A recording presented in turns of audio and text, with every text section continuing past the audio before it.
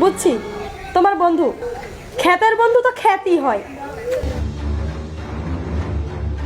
আর খ্যাত হবেই না কেন? এই গ্রামটাই তো একটা খ্যাত। হ্যাঁ চুপ, অনেক হয়েছে। কি রাস্তা রে বাবা, একটা গাড়ি ঘোড়াও নেই, থাকবেই বা কিভাবে যে রাস্তার অবস্থা।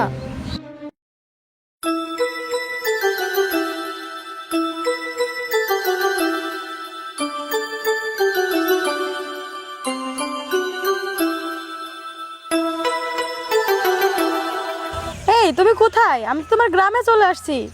এই আমি তো প্রেম রোডের পাশে আছি, তুমি চলে এসো, ঠিক আছে? কিসের প্রেম রোড টেম রোড? আমি কি তোমার গ্রামের রাস্তা চিনি নাকি? রাস্তার কাউকে জিজ্ঞেস করো, প্রেম রোডটা দেখিয়ে দিবে। আরে বাবা, কাকে জিজ্ঞাসা করব? তোমাদের যে গ্রাম, একটা মানুষও পায় না। দেখো কাকু পেয়ে যাবে, রাগ করো না। এই তোরে এত সকালে আবার ফোন দিল কে? নাই এই শহর থেকে আমার গার্লফ্রেন্ড আসতেছে আমার সাথে দেখা করার জন্য, বুঝতে পারছিস? এই আর কি, কাজ কর। এই যে ভাইয়া শোনেন, হ্যাঁ কি বলেন? এখানে প্রেম রোডটা কোন দিকে আপনি চিনেন? হ্যাঁ আপু, আমি তো চিনি। এই সোজা গিয়ে ডান দিকে গিয়ে সামনে পড়বে। আচ্ছা ঠিক আছে ভাইয়া।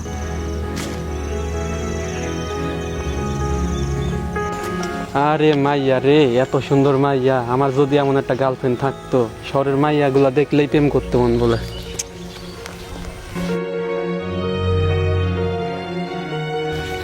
এই তো মেহেরি, আমি এখানে। আমি কাদার ভেতরে যেতে পারবো না, তুমি উঠে এসো। কি অবস্থা রাস্তার! আচ্ছা আচ্ছা আচ্ছা, তুমি ওখানেই থাকো, আমরা আসতেছি। রাস্তা ভালো না পড়ে যাবে। এই হস্ত, চল যাই, আমার গার্লফ্রেন্ডের সাথে তুমি পরিচয় করিয়ে দেবো।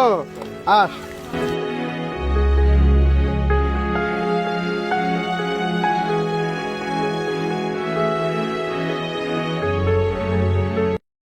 কেমন আছো তুমি? ভালো থাকি কি করে? কি অবস্থা! কেন, কি হয়েছে? কি হয়েছে মানে? তোমাদের যে এলাকার যে রাস্তা, এখানে কি মানুষ থাকে না গরু ছাগল থাকে? এই নোংরা গ্রামে তুমি কি করে থাকো? আর তুমি এসব কি করছো? এই তো কাজ করতেছিলাম। তুমি শহরে লেখাপড়া করে এই গ্রামে এসে নোংরা কাজ করছো? ছি, আমার ভাবতেও ঘেনা লাগে তোমার মতো ছেলের সাথে আমি রিলেশন করছি।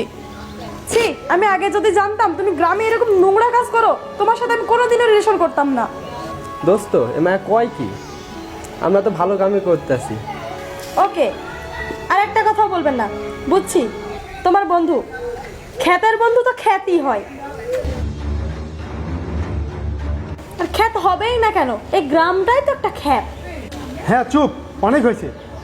এবার গ্রামের মানুষরা কাজ করে বলে আজকে তোমরা শহরের মানুষ আলাদা বসে খেতে পারো, আর আমাদের খ্যাত বলতেছো না? দেখো, আজকে যদি আমরা গ্রামের খ্যাতগুলো যদি আজকে চাষাবাদ না করি, তোমরা শহরের আরামায়াস লোকগুলা না খেয়ে মারা যাবা। এই আমার খ্যাত চাষ করি বলে তোমরা আজকে আমাদের এত কথা বলতে পারছো। দেখো, এমন শহরে ভিআইপি মেয়ের সাথে আমি সম্পর্ক রাখতে চাই না। তুমি যাও এখান থেকে, আমরা খ্যাত চাষ করেই থাকি। দেখো সাব্বির, আমাকে মাফ করে দাও। ভাইয়া, আপনিও আমাকে মাফ করে দিয়েন। আসলে তোমরা ঠিকই বলেছো, তোমরা গ্রামের মানুষ যদি কাজ না করো তাহলে তো আমাদের না খেয়ে মরতে হবে শহরের মানুষদের। আমার ভুলের জন্য আমি ক্ষমা চাই, তোমরা আমাকে মাফ করে দাও। আপনি এইভাবে বলতেছেন কেন? আপনি যে আপনার ভুলটা বুঝতে পারছেন, এই তো আমাদের কাছে বড় কিছু। দোস্ত এরে মাফ করে দাও, এর বড় বুঝতে পারছো তো, এরে মাফ করে দাও। ঠিক আছে দোস্ত, তুই যখন বললি ওরে আমি মাফ করে দিছি, তাহলে চল যাই আমরা এখন।